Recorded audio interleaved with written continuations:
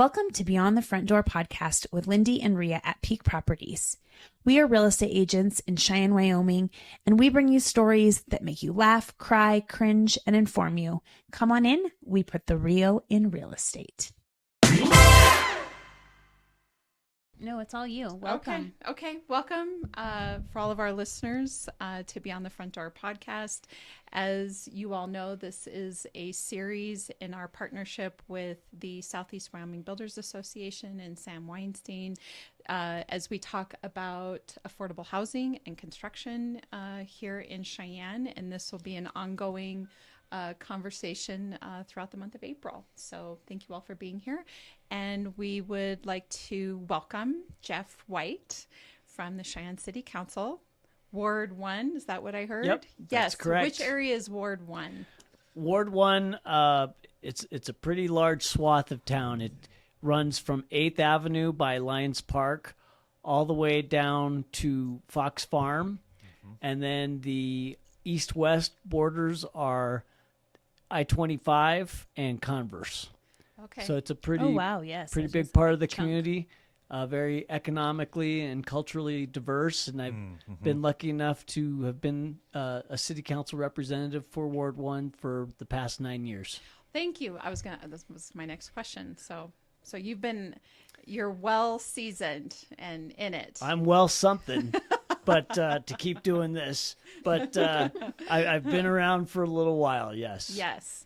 Well, if you could just tell us a little bit about yourself, like how long you've lived in Cheyenne, where you came from, what made you decide to run for city council, a little bit about your family. Do you do anything other than city council? Yes, you know, all of yes, that. I do. Do you have that grown-up job that goes along with it? Or Well, I grew up in Cheyenne, Okay. so I'm a proud product of our Laramie County School District number 1. I'm married, I have an adult daughter. In my daytime job, I'm a program manager with the Wyoming Department of Transportation. So I've been with the state for about 25 years. And, once I graduated from the University of Wyoming in Laramie, I had a chance to do some pretty cool things. Like I lived in D.C. and worked for Senator Enzi for a little while and decided that was a little too fast-paced for me. So I decided to come back home and make my home here. And to your question about why did I run for city council, it was actually very simple. You know, I'm one of, like I said, I grew up here, and I was always of the opinion, you'd see some things going on in town, or how come we don't have this, or why aren't we doing things that way? And one day I just decided to run, and I've enjoyed the last 9 years immensely. I think we've been able to do some really cool things, and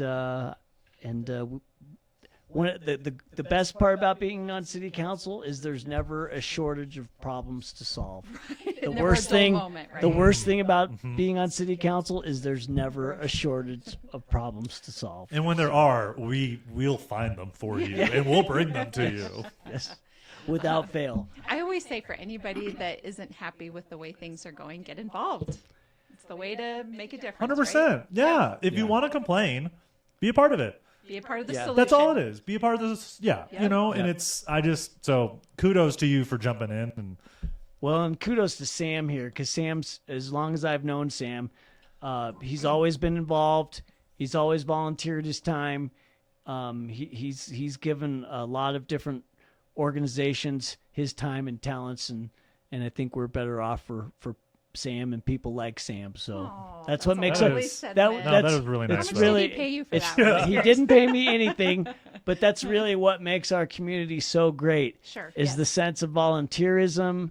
The people are always willing to pitch in and give a hand to a cause that's very special to them, and I think that's one of the things that makes us great.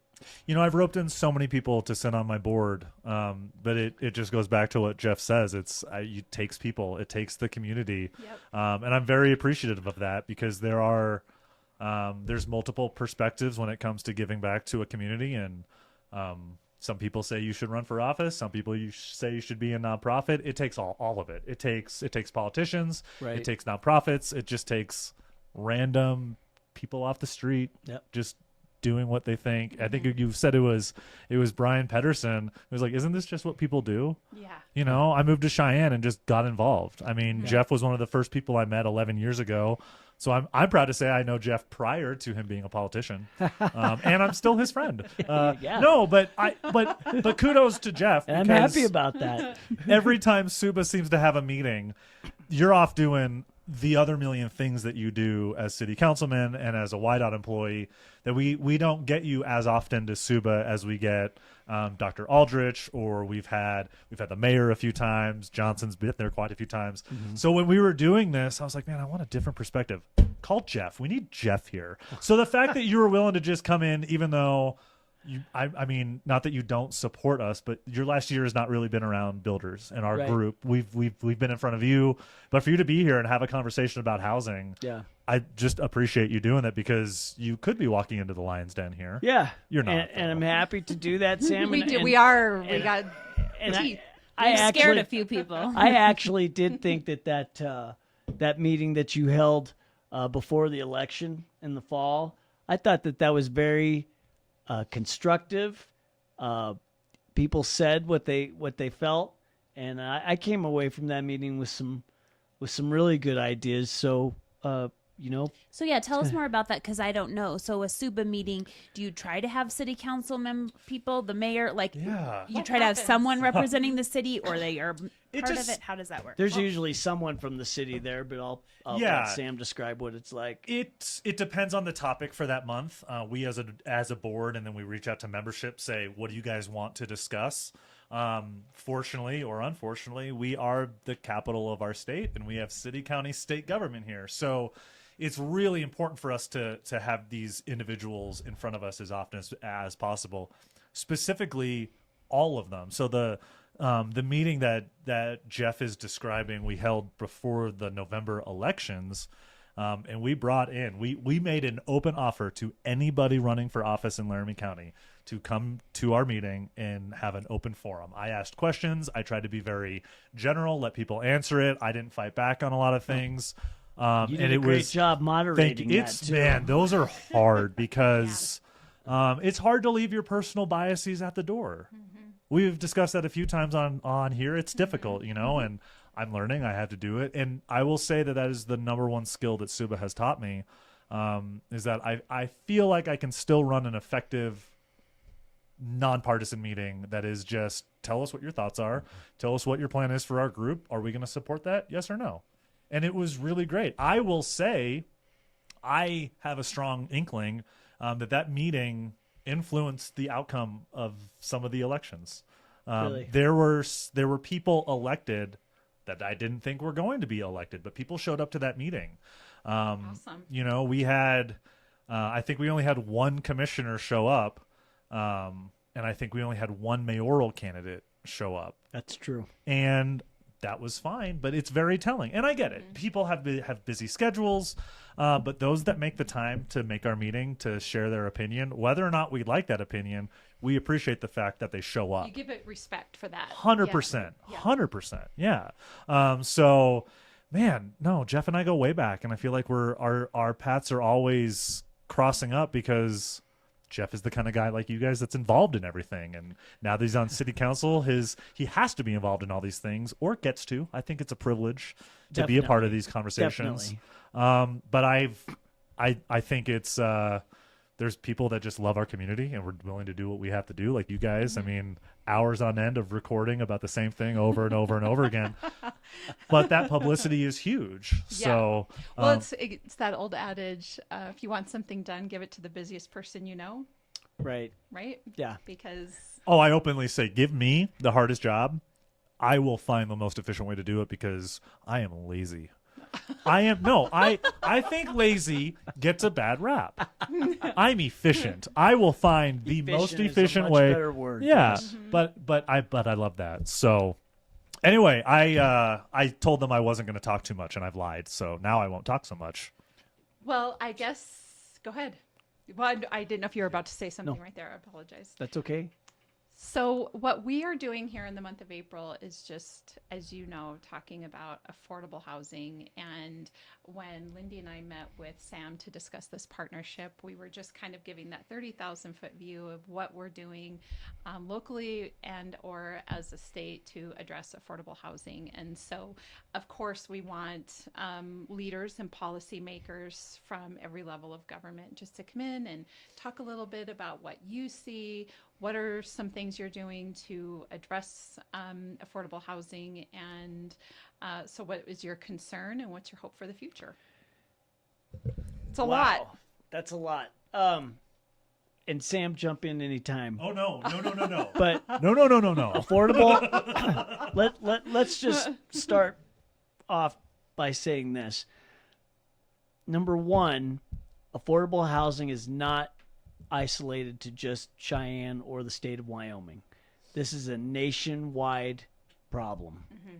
Anywhere you go, mm-hmm. everywhere you look, officials in any community are grappling with this.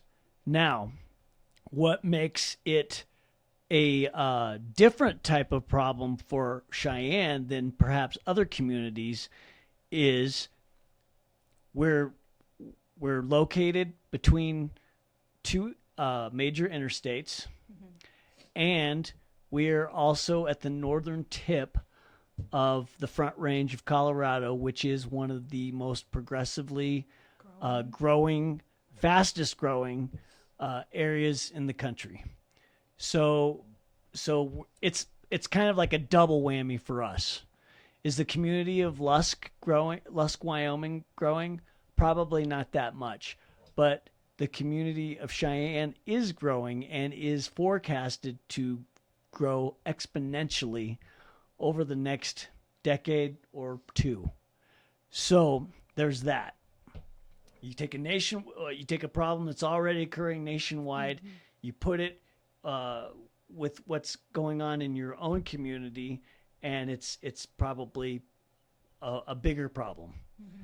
I think the WCDA housing study that came out last year, Sam, they indicated that Cheyenne is 6,000 housing units short of where we need to be. Yeah. And just to put that into perspective, you've been on council for 9 years. I'm thinking back to time that I spent with the chamber, and I want to say that number a decade ago was 5,000 units. Yeah. So we're trending in the wrong direction, I think, unfortunately. I think you're right. Yeah. I think you're right, because the chamber did do a study. They did a study. Was it 6 years ago? Yeah, and then they re-upped it, and those numbers went from about 4 or 5 to now 6, and it's And one of the reasons why to Sam's point, why we might be trending in the wrong direction there is because, number one, you're seeing a lot more data centers wanting to be located in Cheyenne, and there's various reasons, but I think probably the biggest reasons is our climate, just the steady cooler temperatures, and we live in an arid climate, so that makes us a prime location, which is fantastic. I'm all about that, and that brings in much needed revenue.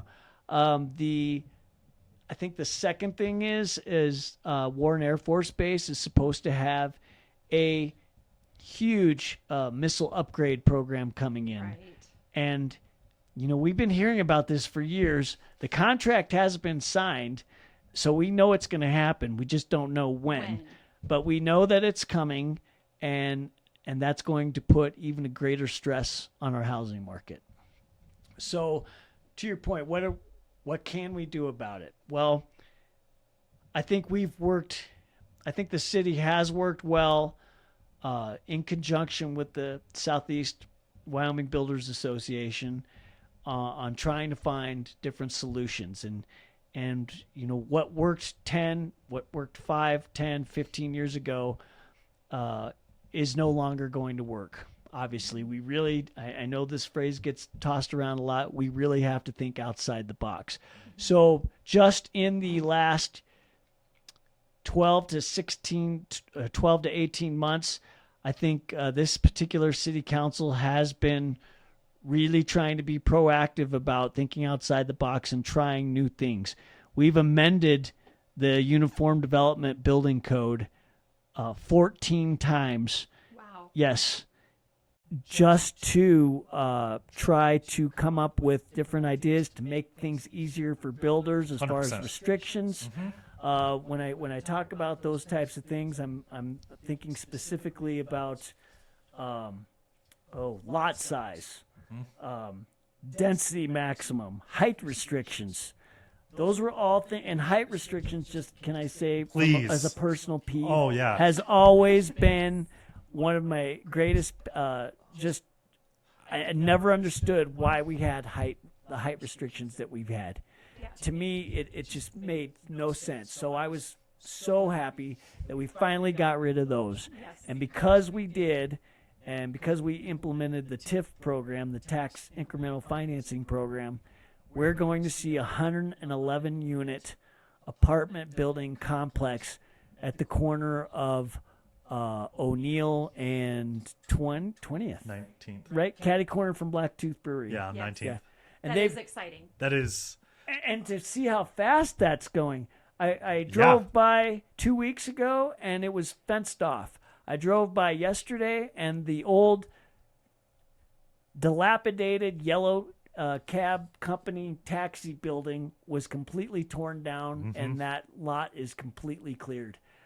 That's a game changer for this community, is to have a apartment complex that big, underground parking, nothing like it's ever been. Really? Yeah, Yeah, it's so Yeah. cool. It is. nothing like it's ever been built in the city of Cheyenne ever, and that happened under this council's watch. When will that be done? And congratulations. By Thank the way. you. They've already broken ground. Yeah. 26, I think, spring of 26. Wow. It's Yeah. probably So about that a long. year. Yeah. Yeah. Which, let's not get ours. Probably a year and a half at this point. I'd say they say spring of 26. It's probably fall of 26, and that's just the reality of it. Yeah. Now, I am so appreciative that you brought up this project, because we've talked about it with a few other guests. From your standpoint, because you're probably going to be the most eloquent one to explain it. Please explain TIF and how TIF is operating. And this is why I asked you, because you have notes and I love it. But explain TIF, because it is a extremely valuable tool, and this project specifically really shows why TIF is so powerful. Yeah. The gentleman from the Stencil Development Group who's doing this project said if we did not have the TIF, they wouldn't have been able to make this work. Wow. They utilized the TIF in Nebraska, in projects that they've done in Nebraska, South Dakota, Montana, and I think one other state. Probably Idaho or Utah if it's that region. Yeah. So to my knowledge, Cheyenne is the only community that utilizes the TIF. I know Casper's looking at it. Other communities are looking at it. Some years ago, my colleague Dr. Rennie and I, we authored a tax increment financing TIF ordinance. And believe it or not, and that was in the previous mayoral administration, and that particular mayor was against it for whatever reason, and we did not have the votes to advance that. So fast forward 5 years later, we have a different mayor, different council members, and we were able to get it passed again. So basically, TIF is just a method of funding, and so it takes the future property tax. Let's just say you have an area, a lot that's just been unused for years. Let's take the whole, or the Hines. Ooh, let's take that. Okay. Yeah. Okay. So an investor comes in, and they're basically gonna get their taxes discounted for the short term in order to make the funding work to utilize or to do a development on that unused property. And then once the development is done and you're actually generating more tax revenue from that project, now that something's there, the excess of those taxes would then go back and replenish the TIF. So you're using the difference between the quote to be completed value and the current value to offset it so that the developer does not have all of those costs in their first couple years. Right. I mean, so we take the whole, for instance, let's just go back to 19th and O'Neill. You have, what is it, half an acre, three quarters of an acre lot? Yeah. That is vacant just and sat there and for is decades. producing, as we've taught our listeners, there's no revenue being generated from that. None. From that. It was a parking lot, which is great for Blacktooth, great for Spice Zone. Shout out to Spice Zone, by the way. If you haven't eaten there, It's delicious. it is heard. so good. I need to get in there. The It fact is that we have delicious. 2 Indian places, absolutely love it. Yeah. No, so what we're doing then is now this developer can build a 111 unit. Is it 6 stories? Is that what it is? 5. 5? Oh, I guess 6 if you include the 6. basement. Yeah, Sorry. 6 with the underground parking. Yeah. 6 was so regardless. But you think about the amount of property tax revenue that will be paid on that property. That will not be paid immediately. So that the developer can use that. And then what's great is that it almost acts as an RLF, as a revolving loan fund for you guys. Absolutely. Which, this is my wheelhouse. I get so excited about RLFs. But I mean, RLFs are literally the ticket to economic development. Yes. You've at Tell, this say point again what an RLF is. a revolving loan fund. Right. Okay. Yep. So with this, your TIF financing is just an account that will continuously revolve to pay for structures, to pay for infill, to pay for that development. Yep. Once revenues are generated, it refills that bucket so that it can pay for the next one. Yep. Nice. It is. It is very innovative. It's extremely innovative. It's it's a way to almost publicly source. It is. We've talked about in Cheyenne, specifically City Council for a long time, public-private partnership, and that's the only way to get certain projects done is public-private partnerships. TIF is literally the resource for public-private partnership. And it's never been utilized in the state. I've looked around. We've done research. It's utilized all the time in Colorado, and I know that there's some folks that are very much like, well, we don't want to do anything Colorado does. Okay, let's take a look at Nebraska. Let's take a look at Idaho. Let's take a look at Montana, South Dakota, North Dakota. These are very conservative. Oklahoma. These are very conservative states. Oklahoma has a ton of TIF. That utilize TIF so much to address so much of their infrastructure and underutilized property needs. It just became apparent to me that this was something that we really needed to take a serious look at. And when I found out that we could do it legally, then I was all in. And we took this, just one other thing, Sam. We took our mayor, Pat Collins, he took this to the state legislature and tried to get a more expansive use so it could be more utilized statewide. And for whatever reason, I don't know why. Was that this year, by the way? It was this year. And I know it did fail. And I know Why? I think I Dan don't talked know. about it a bit. Dan Dorsch on his episode we definitely talked about TIF financing and that we're trying to get things pushed through. It really is a game changer. And I think mean, that it can make such a huge difference. And we talk to Can you developers talk all about the time. money wise? Like how much money are you talking?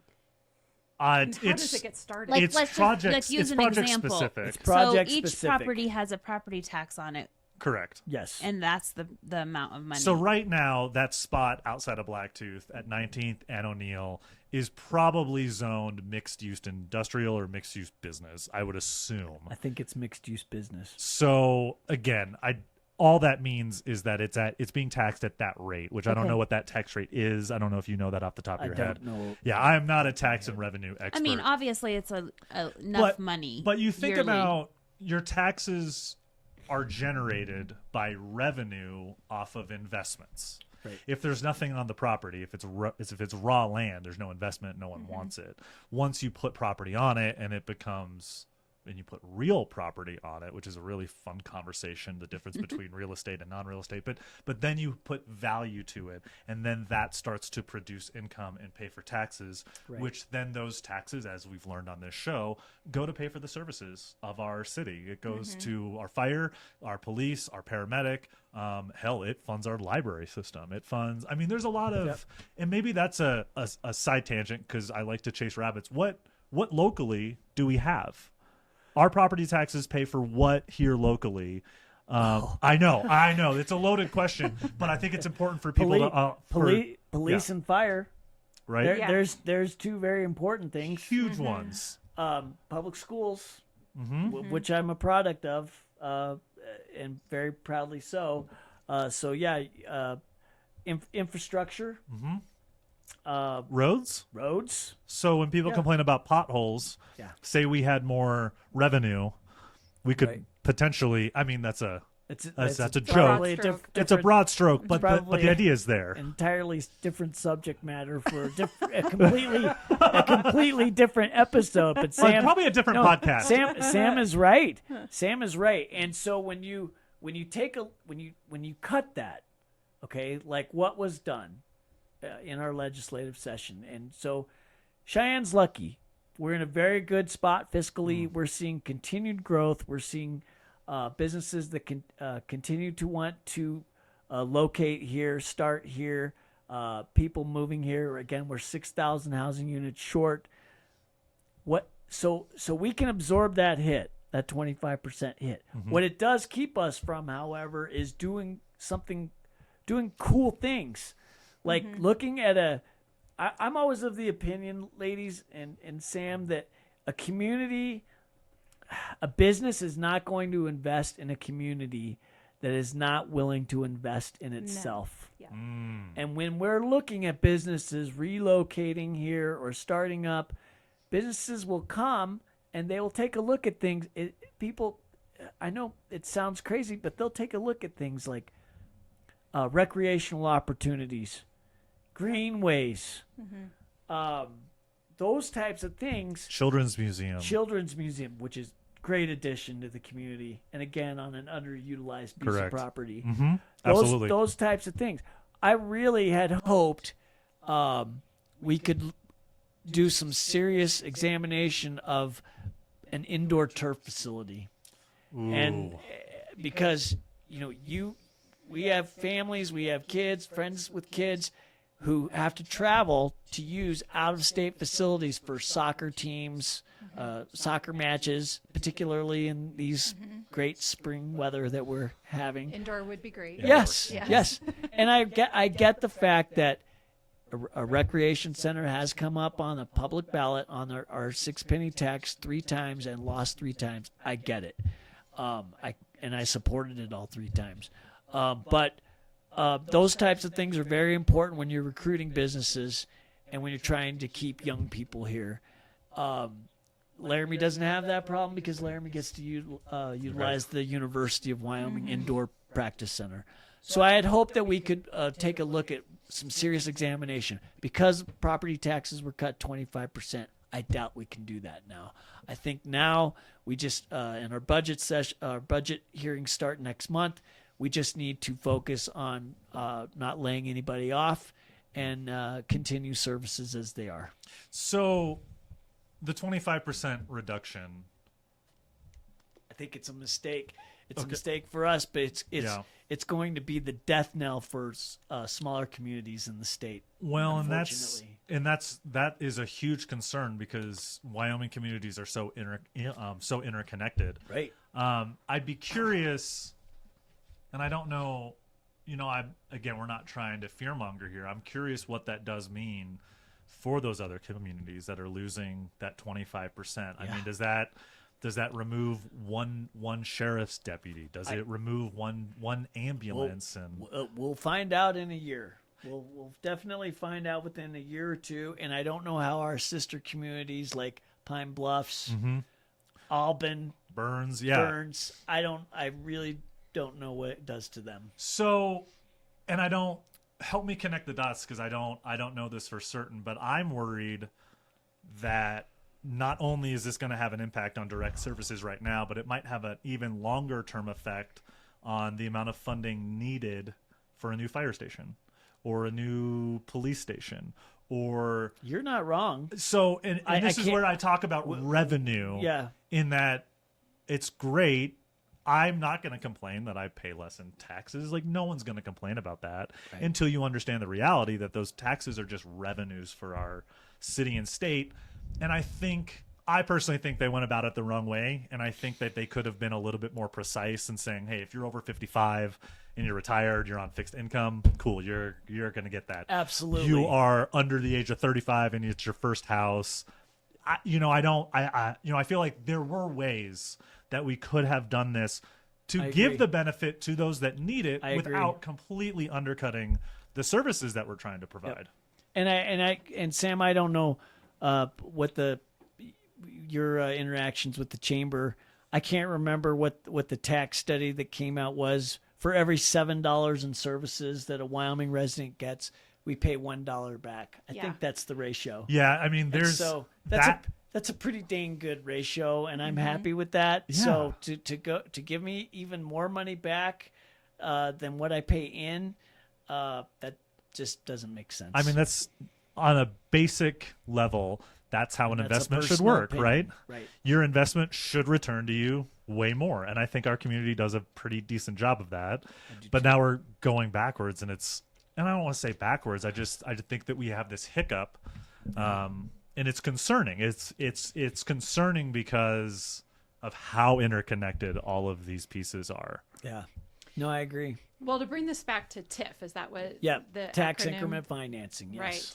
So the thing that we've talked about a little bit on here that I hear you talking about, like a red state versus a blue state, sort of implementing the TIF program, that we have talked about is what I feel like we're hearing a little bit, especially this last legislative session, is the balancing of conservative values with growth. Right. And the point we've been making in some of the other episodes is that by supporting some of these programs, we're actually engaging in conservative values by doing that. But for whatever reason, I think sometimes when people look at the big picture, they don't see growth as a conservative value, or don't want there's just this picture around growth, and that somehow the two things are kind of at odds with each other. So the thing that I've been really trying to with every episode is be like, these programs and these things that Sam's talking about, that every guest has talked about,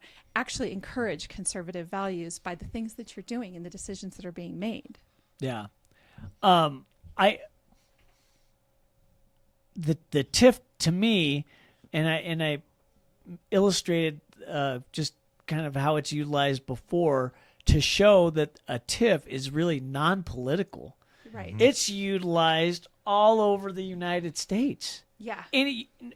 No matter what a red state or a blue state or a conservative community, non-conservative community, it's being utilized by all of our surrounding states in the Rocky Mountain region, which are all conservative states. So it's a tool that is widely utilized, and it just wasn't being utilized here.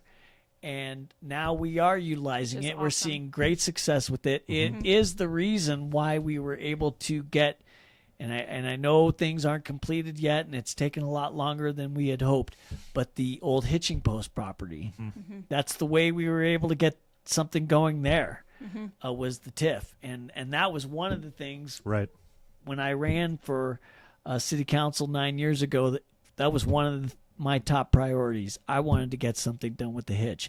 And when we raised that building, or buildings, I guess, the property value automatically jumped exponentially when those buildings were torn down. Yeah. So you're already winning. Yeah.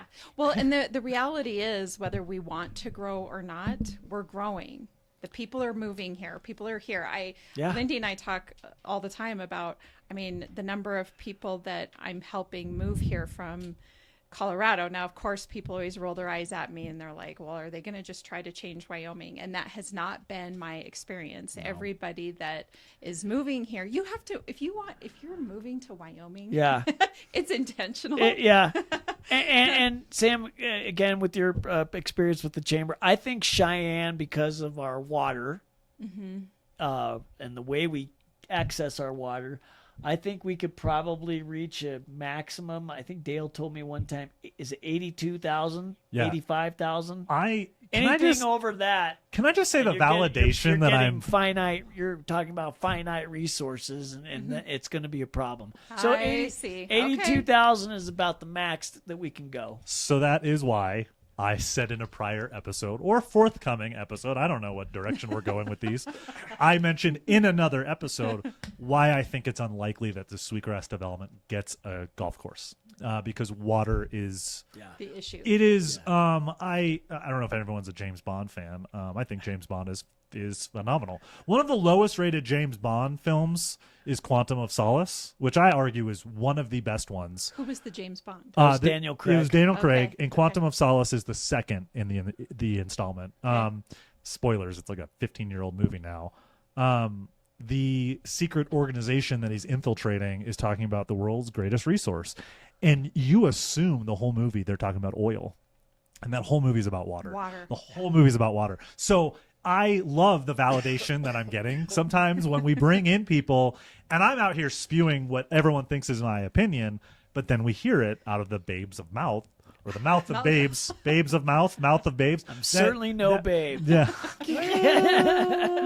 But water, I think maybe you're the perfect person to talk about our resources when it comes to development. Yeah. We just had on Eric Adams of Gateway to walk us through the whole production of building a house. And one of the things that he's like, we're not even going to talk about development. I'm really not going to talk about the infrastructure and resources. And I said, that's totally fine. So you brought up water. So I'm going to now put you on the spot to talk about our infrastructure of Cheyenne and what it is that is maybe holding us back. And just the expense that it takes. I'll just say this. I mean, I mean, this episode's going to be about housing, so we probably need to get back to that. But I mean, as far as population growth, we can get to about a maximum of 82,000 people and still maintain, with the current amount of water that we are able to get through a very complex system that comes from east of town and into our homes, and some of that water comes from the Colorado River. And so if we see continued droughts, feds will probably do what's called a call on how much water some of these states get from that river, and which they can do legally. And if that does happen, then Wyoming, the city of Cheyenne, not Wyoming, because different parts of Wyoming get their water from other places. But Cheyenne specifically could face a curtailment in how much water we're able to receive. And so that said, currently as we are now, we can reach a maximum population of 82,000 people with the current water resources. And what's our population right now? 65,000, according to the last census. I would say as we get creep closer towards 2030, I would predict probably by 2030 we might be hit 70 maybe. So we're a ways away. Okay. Yeah, we're a ways away, but I still think that that's something to keep in mind, and that is something that developers are already doing. You know, we talked about the lot sizes and the lawn sizes out at Sweetgrass, and they're much smaller. Yep. And I love it because it takes me maybe 4.5 minutes to mow my lawn. I love it. Well, to your point, one of the other things that we did when we amended the UDC was we allowed for cottage-like development. So my mother-in-law recently moved to Cheyenne to be closer to family, and she's in her mid-80s. So that new cottage-like development, which is off of Maury and it's just north of where the refinery is. But they're one floor cottage apartments, really a very minimal yard, and they're currently working on the second phase of that. And I can't. And she was able to afford. She's 85. She was able to afford to rent one on the income that she has. And that's another point with affordable housing. Right. All the other costs that come with owning a home that we don't really talk about, but water's one of them. Water's or a taking huge care one. of your yard. Yeah. It's a very large expense. Well, and it's why I think we can all agree that we're seeing more and more homeowners going to xeriscaping to avoid that cost. Just like we're seeing more and more homeowners going to solar. Right. I've gone to xeriscaping with a Z. I just don't have a backyard. Yeah. And I eventually will put one in, but my first thought is I don't want the expense of it. It's just expensive. It is expensive. It's really expensive. But you bring up we're able to build cottage style now. Yes. I could be very wrong. It happens. I believe that is the style of housing Habitat is doing at Pronghorn. I believe they are doing cottage style for that exact reason. Yeah. And man, they sell like hotcakes. I know over in Saddle Ridge, they put in townhomes that were walk-ins, which doesn't sound like much, but it got rid of every step into the home. So you could drive into the driveway and walk right into your home, which for a lot of people as they age is a really important thing. Or very just much so. From just an accessibility standpoint. Well, and we'll take my mother-in-law, for instance. She's 85. She does not want to, she can't climb stairs. So she doesn't have to because it's all one floor. And she certainly can't maintain a yard. So these yards are just teeny tiny. It's mostly rock. And, it works fantastic for her. She loves it. Yeah, those are, whenever those homes come up for sale, they typically don't last long because people are looking for them. We're going to see more, and we're going to see more of them. And so what do you guys think do you think people don't want those homes? Is there a group of people that Some are like, don't. please don't build those? You guys I don't could know. probably tell us better than... So what we see is they sell. So I'll obviously- tell my anecdote of a couple years ago when Suba was working with the city council on the UDC book and the 14 changes you made, and we were there for probably 80% of them. People want these houses. The issue is there was a member of city council when we talked about lot size minimums who was this individual is very anti that because their response was, quote, I would never want to live in a house that size. Bro or ma'am, not for you. It's so I believe, and again, this is just my own personal belief, I think the market is there for these style of homes. I don't think Completely our policymakers have got it in their brains, no offense, that what is needed is not what you want. Yeah. And we need that That's a fair diversity of assessment. we That's a fair assessment. I mean, But it's, to the council's credit, we did pass that. We may never 100%. We might never get something unanimous when we make these code changes, but there is the wherewithal from a majority of council members at this point in time that are willing to take a look at alternative styles like that, just as we did with the facades, facade requirements. Yeah.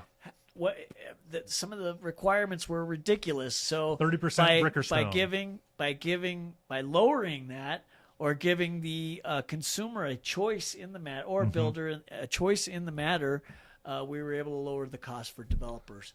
One of the things I don't know how much time we have. One of the things that we should talk about is obstacles. Yes. What are some obstacles facing us? Well, lack of inventory.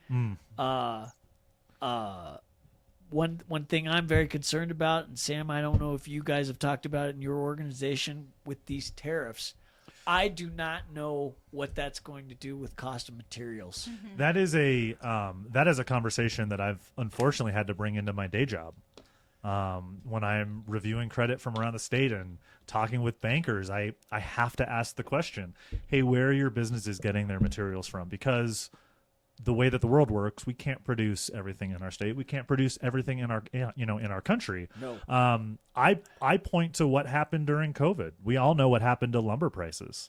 Skyrocketed, and that lumber is a commodity. A lot of building materials are commodities that are not traded and valued the same way, which is confusing. One, it's a convoluted system, but I mean, where do you think that cost is going to go? Do you think the builder is going to eat the cost? No. Do you think the developers they're going to pass it along? Consumer. And I don't. It's just really frustrating. Basic economics. Well, it's basic economics, To and me. yet for some reason, when I say this, it's controversial. A tariff is a tax on consumers. That's all it is. Yep. A tariff is paid by this side, and it is a basic lesson in civics that I think is very frustrating. I am trying to be understanding of the other side and see why they think tariffs would be this good idea. I don't get it because it just from a basic economic level, it's a horrible idea. I mean, and everything is pointing towards a recession. Right. It's pointing towards higher inflation. So ignoring all of that, to your point on tariffs, the majority of the material used in our nation to build homes, not all, 80% of our lumber is Canadian. Yep. So people want to start producing lumber in America. I'm okay with, our lumber is Canadian. That's why it's really frustrating seeing 80. I did not know it was 80%. I don't know if it's 80. Don't quote me on that. I'm not a builder, but I know Canadian lumber is where we get our lumber. And again, I don't know the exact number. Regardless, we import the majority of the materials needed to build homes. When those materials get more expensive, the home gets more expensive. And that's just a very basic equation. That's where the problem with affordability comes in. Here, that's what I was going to we're trying to make a dent and get market rate or sub-market rate housing projects built where folks with young families or young folks just starting out could afford to get a place here. And then if the prices go up exponentially, like they very well might, that's just going to make it more difficult. Yeah, and I don't think it's like 5 steps forward and then 10 steps 3 back steps. and Yes, whatever. that's a good analogy. Yes, So you said you wanted to cover obstacles. So the tariffs, that's the biggest one. And the cost of materials. Yes. So I want to touch on the inventory side of it too, because I think this is inventory. I think this is a conversation that requires far more research from my standpoint to understand this. But if we can logically reason here, we had 3 straight years of record low interest rates, which spurred a huge growth of home buying. What happened though? Yeah. We have how many millions of households across the country with subpar rates? I'm one of them. Why would you ever move? So when we talk about inventory, the thing that people miss out on is we always talk new inventory. The revolving inventory, the revolving loan fund of inventory of housing. That's a good point. That is almost more important than production of new housing, because the production of new housing, as we spoke with Eric, not timely. It's not going to fix the problem today, and it's expensive to build brand new. But that's why people buy new houses is to upgrade. Where are we going to see that now? Especially in Cheyenne, you have the majority of people that have bought in the first few phases of Sweetgrass have interest rates under 3%. Right. I can only afford my house because of my interest rate. Right. If my rate on my house was today's rate, couldn't afford probably either one of my houses. So what does that mean? Well, we have an entire section of the population across the country that are not going to be moving out of their house anytime soon, because there's no way in hell you're going to lose that rate. Right. I will probably never get rid of my rental because it's at 2.5%, which is asinine. But also, that's the market, and you play the market, you play the hand you're dealt. Things are changing now. To your point, solutions have to change now, because before it just interest rate adjustments would cause inventory to move. We're not going to see that. No, although 2 points, I guess, Yeah. I'd like to make. The first is that I do think there's sort of a general agreement that if interest rates at some point at least drop down into the 5s, we might start to see some of that A few people revolving. might Some go. movement. Some people. The other thing, Consider. and we heard this from Brian Pedersen. That guy's getting brought up every episode. We should have just, although we'd have never gotten out of here between Sam and Brian. Yes, we'd be here. We'd still be here at this time tomorrow if Brian was here. But boomers hold the largest amount of real estate, I think, currently in the country.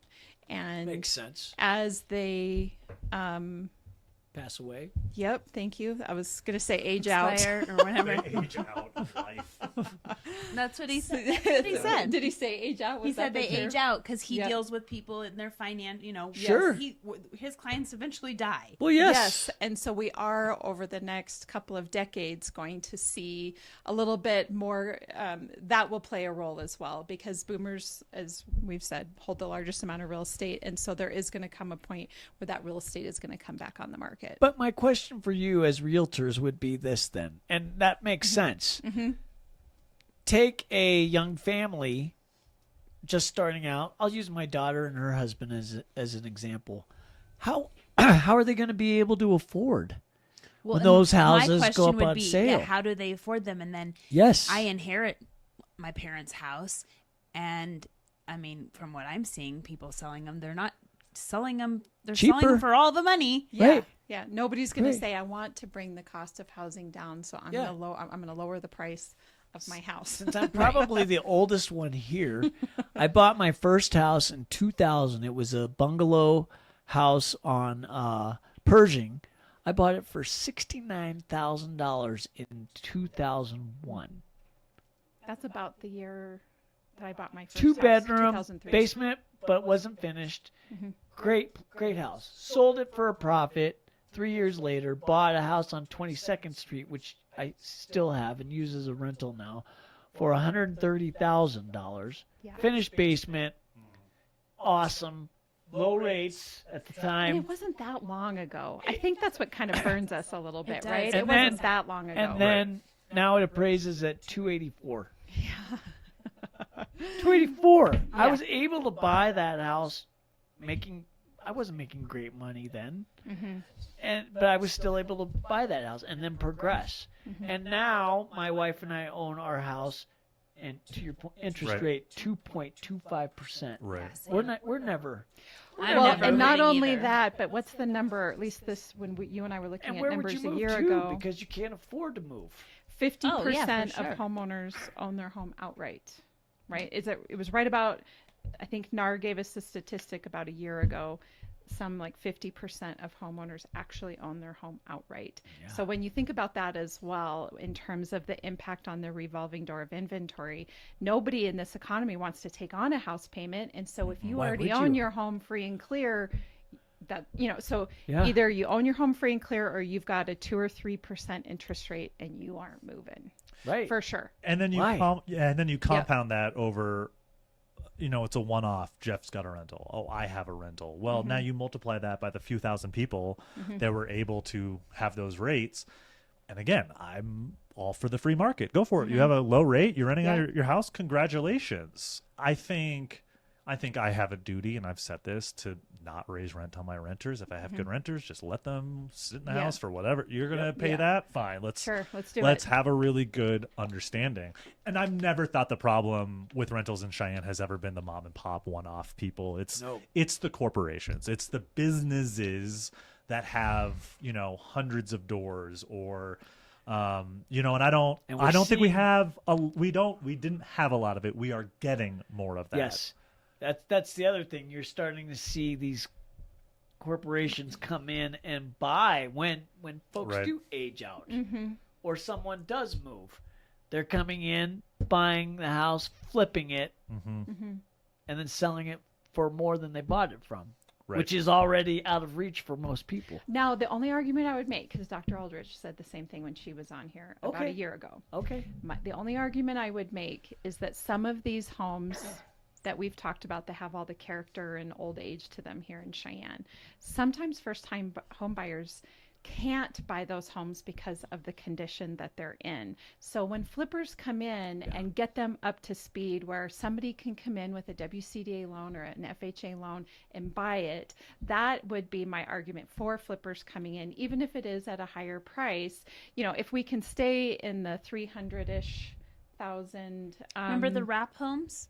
Oh, I remember I wrap. loved the wrap program. I remember I loved it. WCD they probably still have it. They have Spruce Up. They had Spruce Up as well. But do it at affordable.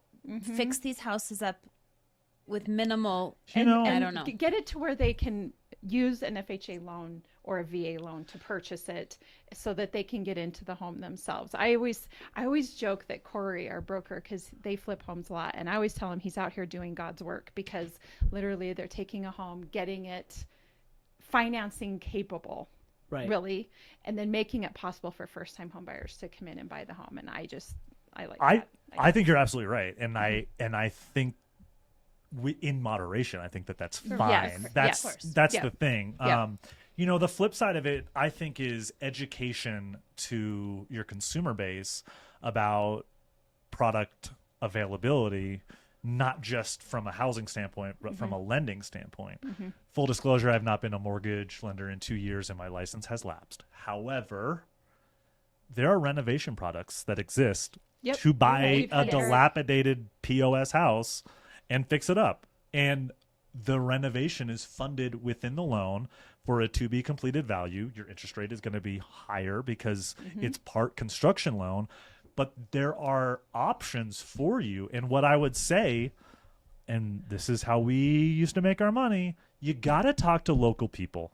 Yeah, Okay. for sure. I'm all about Rocket Mortgage and USAA and Navy Federal. I think they serve a purpose and they are absolutely phenomenal. But man, when you talk to a local lender that can say, hey, Makes my all the product difference. can do this. Makes all the difference. in the I world. made a lot of money one year doing Yeah. renovation loan. I was just selling reno loans left and right.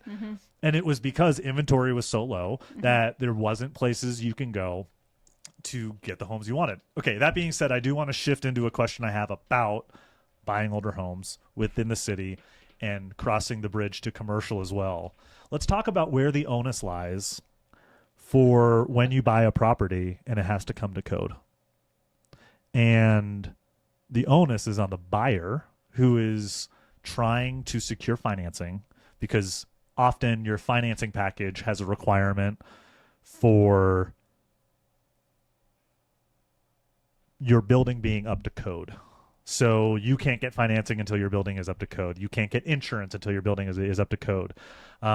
We talk about it a lot with the Heinz building, how expensive it's going to be to bring the Heinz up to code. My question is, why is the onus on the buyer? So if I'm going in to buy a house that was built in the 1900s and someone has lived in that house for 20 years and the electrical is not up to code, why is it my fault and I have to spend that money? I know it's negotiated I was and going you to say can go it's back and forth. negotiated and that it's yours because the seller's winning the negotiation. Right, and the sellers are winning the negotiation, but I just think from a pure market standpoint, Yeah. you want to sell your home, it's not ready to be sold. Oh, trust you us. should. We I know. have I this know. conversation all the time. So can you talk about it from like a not just housing but infill also? Oh, We have a lot of vacancies throughout our downtown, specifically in your ward, because you have the downtown. And I know that those vacancies lack revenue, which hurt us. So if we can infill those for cheaper, more affordable, and I'm not trying to put you on the spot, say you have the answers, but that is a frustration that I hear a lot of. yeah. One thing. Let's take a look at it from a 30,000 point view. When you talk about development, where is new development going to come from? We know we're locked to the west because of the Air Force Base, right? So that's Done. let's do away with that. We are getting pretty well locked up to the east and north.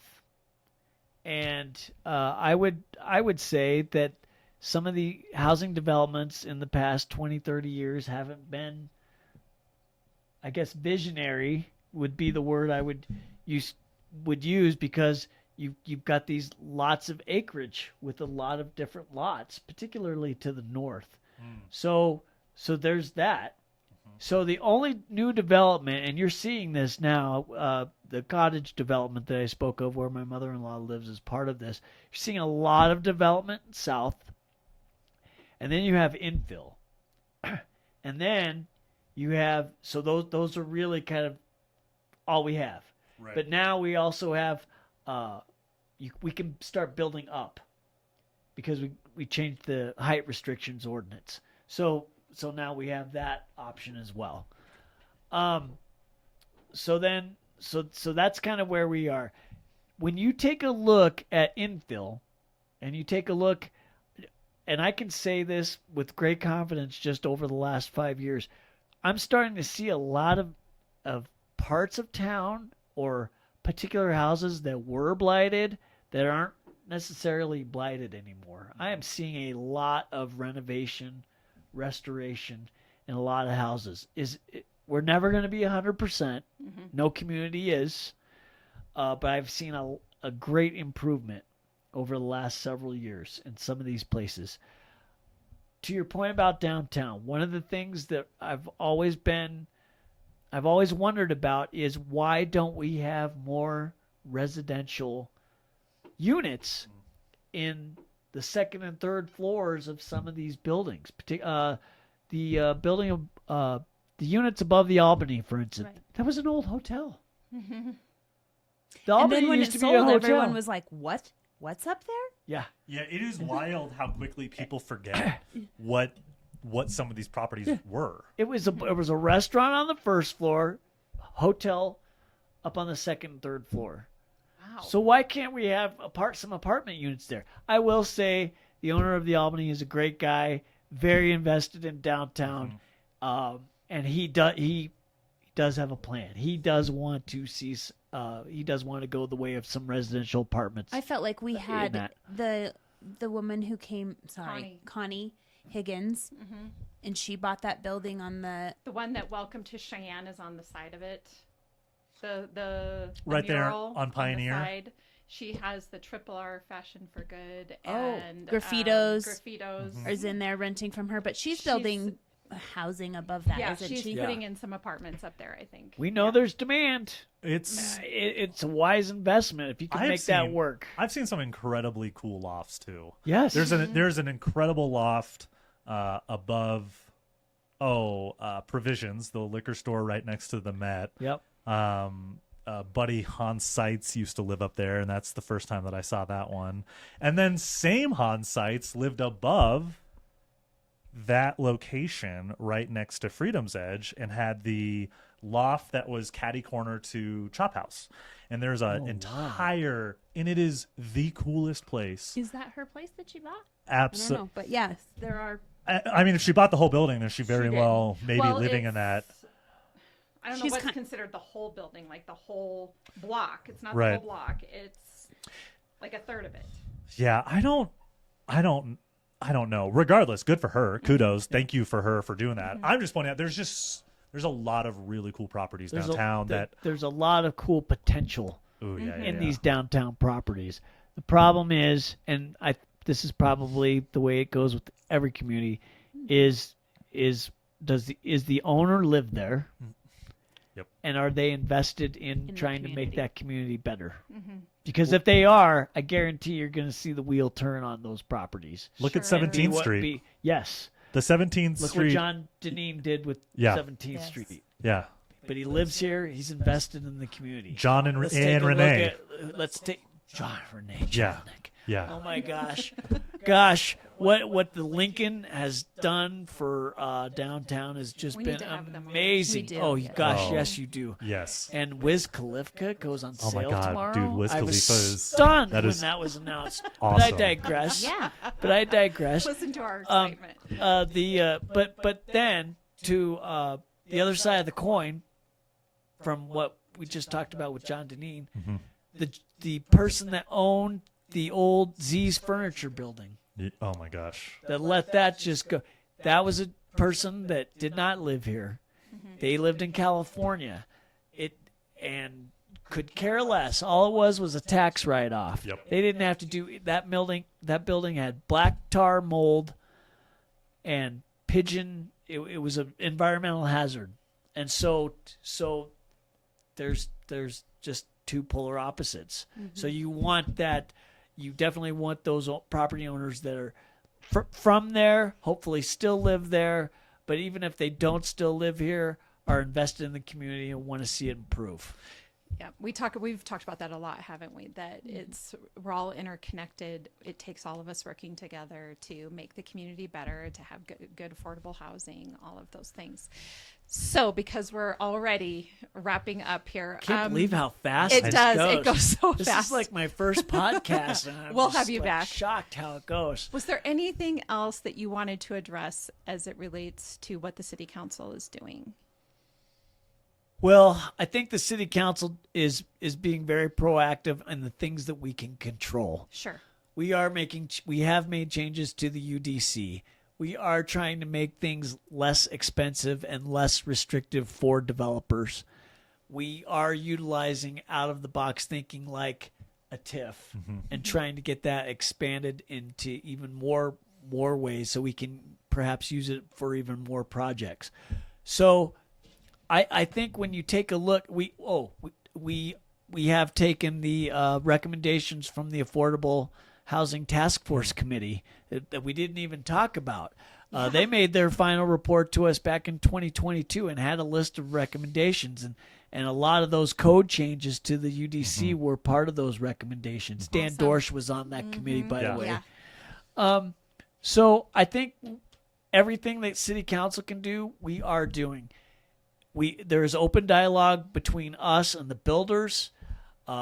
If they have more suggestions, I'm willing to listen. I'll sponsor. I'm willing to do whatever it takes. Awesome. But there's only so much we can do. Other things that we talked about, like tariffs, cost of materials, those types of things That are make More it harder. roadblocks Yeah. or challenges. Yeah, some of the I'm always a big believer in being captain of your own ship and controlling your own destiny. Unfortunately, when it comes to things like cost of materials, tariffs, taxes, those types of things, we can't control that. Yep. It's out of our hands. So all we can try to do is continue to foster a good environment for developers so that we continue to get developers that want to come in here, like the Stencil Group. Right. I'm hoping they don't just build this 5-story And then be apartment like- and bolt. I'm Right. hoping they're like, oh, City of Cheyenne was a really cool place to build and they were easy to work with. Right. Let's build another project. That's what I'm hoping for. Yes. Yes. And even Eric with Gateway said the same 100%, thing, that yeah. they have a really open, great working relationship with you guys, and it's so important. It hasn't always been that way. Sure. I'm glad it's Yeah. changed. I'm glad that we have council people that on council that really see we have to do things differently if we're going to fully address the problems that we're facing regarding housing. And I just Same old approach isn't going to work. And just giant kudos. That has been something I'm pretty sure I talked about it a year ago with Suba. That's the big thing that we're pushing, is just that relationship to our city and to our county, which I know from the outside, people are like, oh, that's not a big deal. Like, great, you talk to the city. It's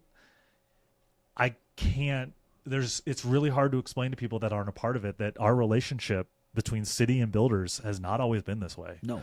Our relationship between city builders and Used to be state, or very city builder, state, antagonistic. and chamber. We've seen that change. Yeah, and I think it took both parties to change. I think it took Suba changing from we've always been super pro builder to being like, okay, we need to maybe take a step back, maybe throw out the olive branch and say someone's got to be doing this, right? Someone has to come to the table. And I think it's time. I think it's change of administrations at the mayor's office and in council, and in the organizations. I mean, Eric laid a groundwork for me. He was president of Suba forever. He laid this groundwork that 20 years ago wasn't great.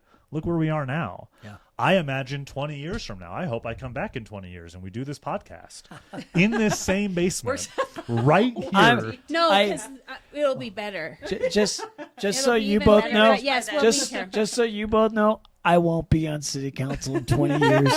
My wife will come on here with me and actually make that promise to you. But I hope, but I'm still going to be living here, and I hope we can all walk around and look at all the cool things we And were pass able the to torch accomplish. to someone else Right. who Yes. has the same Yes. mindset and can move forward. passion. We talked about the stencil group, the group that out of Salt Lake. I can't remember their name. They're developing all the apartments north of Converse, or right by Converse, by the post office, Yeah. north of the post office.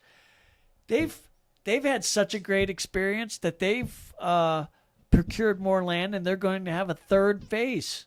Nice. So great. they've really kind of enjoyed their experience and said we're a good place to build, and so they've continued that relationship much longer than we thought they were initially going to. So that's a good thing. I just really want to cement the fact that there is a part of Wyoming that I love, that relationship matters. And I don't want to take it for granted, but whether or not you voted for this individual, the thing I respect the most about Mayor Collins is he will have a conversation with you.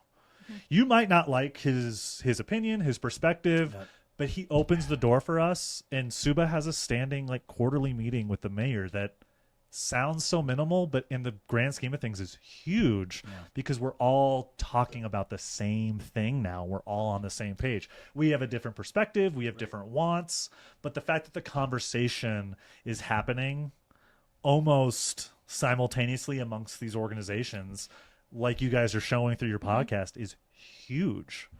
It's a big first step. He's a great communicator. He We need really to have is. the mayor on. We do need to have he the would mayor love on. it. So I've Mayor talked to him Collins, about it. Yeah.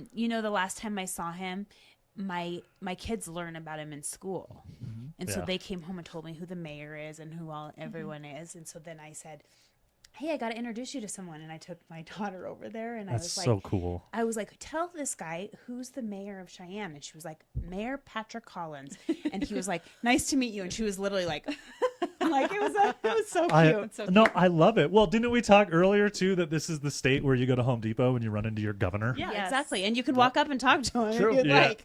Yeah. I And saw the that's- governor running at the park a couple weeks ago when the weather was nice, and Yeah. I ran so right cool. by him and said, "Hi, governor." And he's like, "Hi." Yeah. Yeah. That doesn't happen anywhere else. Yeah. only So here. no, and for all the passion we bring to it, the fact that we have a very communicative administration at the city and county level, I think is just it's very important. And I don't think it's something that we should take for granted in our city Well, or our this state. is what I'll say to add additional hope on to the end of this, which is that how many episodes are we in? 130-ish episodes of this podcast over the last year and a half.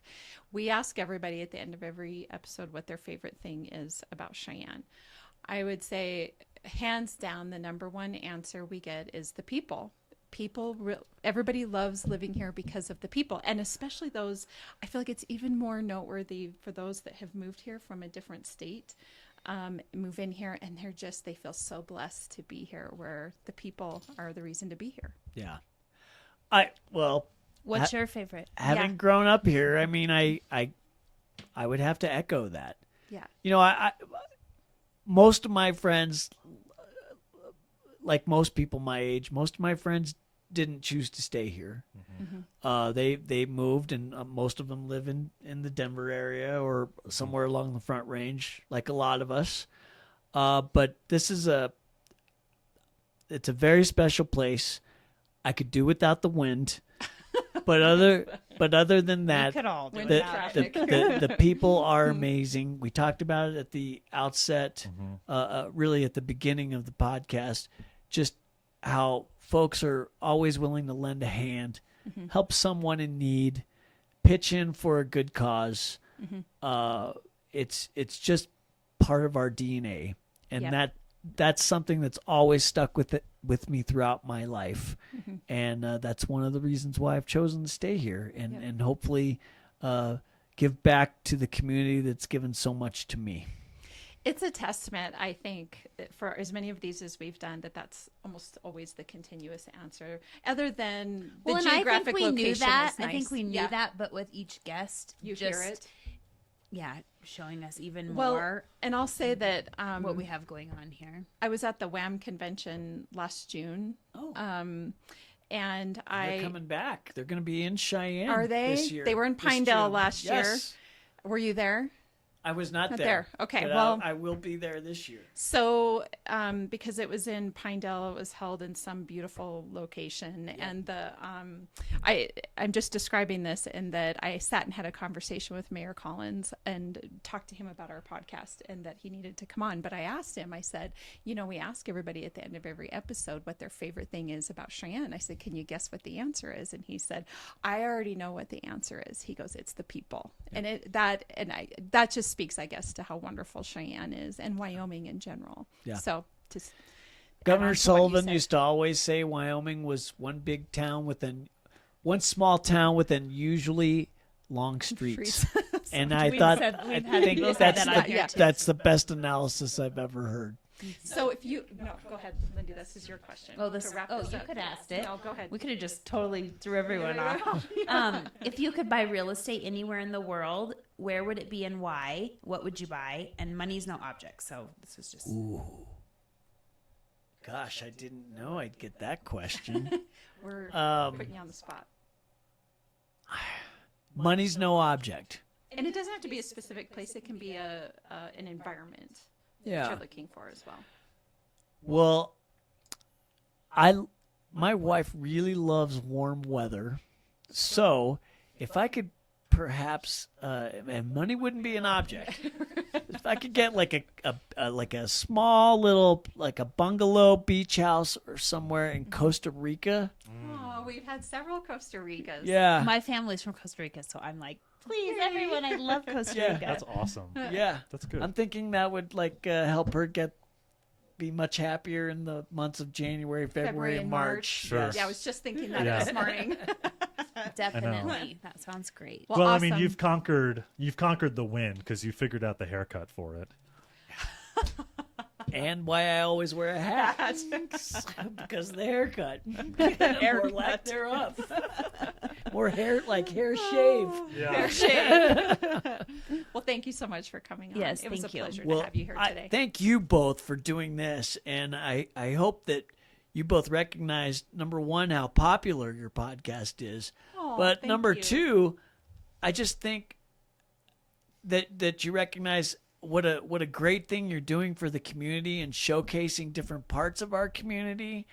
And it's nice because I love, like I said, I love podcasts. I'm a huge Smartless fan with Jason Bateman, Will Arnett.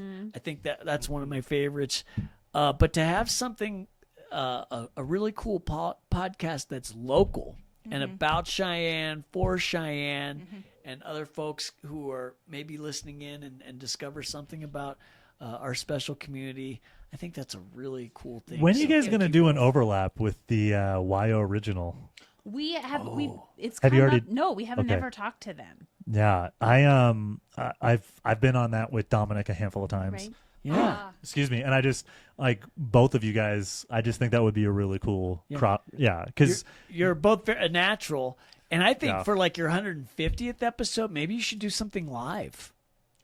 Like we do- haven't done anything live do- yet. do something like talk to Blacktooth or Westby's or somewhere and get like just an area coordinate. We did off have and- someone Yeah. approach us about even like using their equipment if we did something different and wanted a different location even. So, I mean, yeah, that would definitely be an option. I think This our has hope become more Right. than we could ever imagine. Yeah.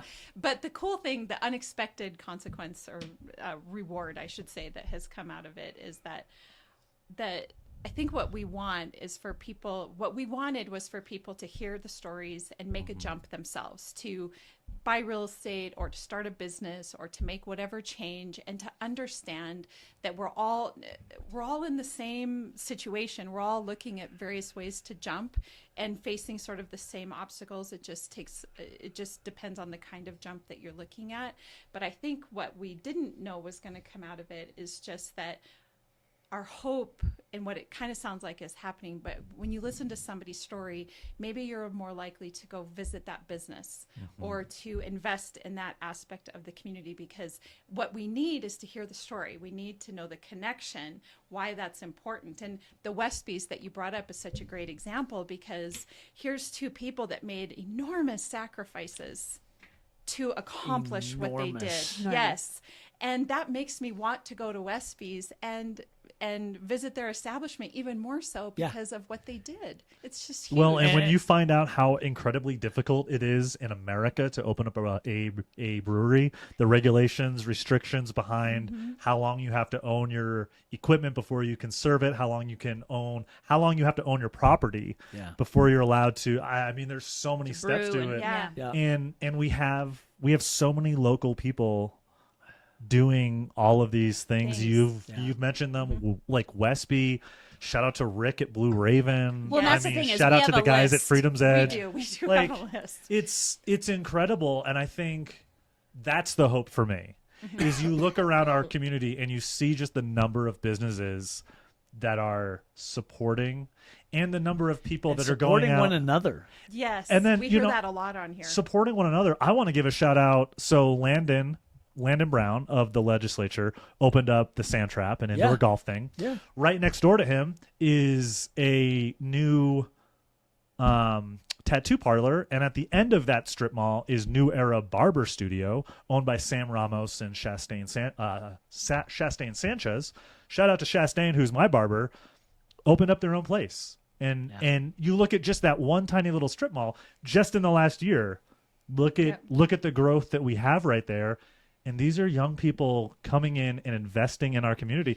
That's where we should be spending our money. We need to be investing back in them. And that really is, and 100%. We hear that from and we got to get going, but we hear that from the small business owners when they come on here is we need the community to come out and support us. If you want this service to continue, if you want this small business to continue, you got to get out and patronize our business. I've said this, and just pick one thing that you buy at Walmart or Amazon, and I do it. We all do it. Find the one thing and go find it local. Go find it local. You don't have to do everything local. Just one or two things. Yeah.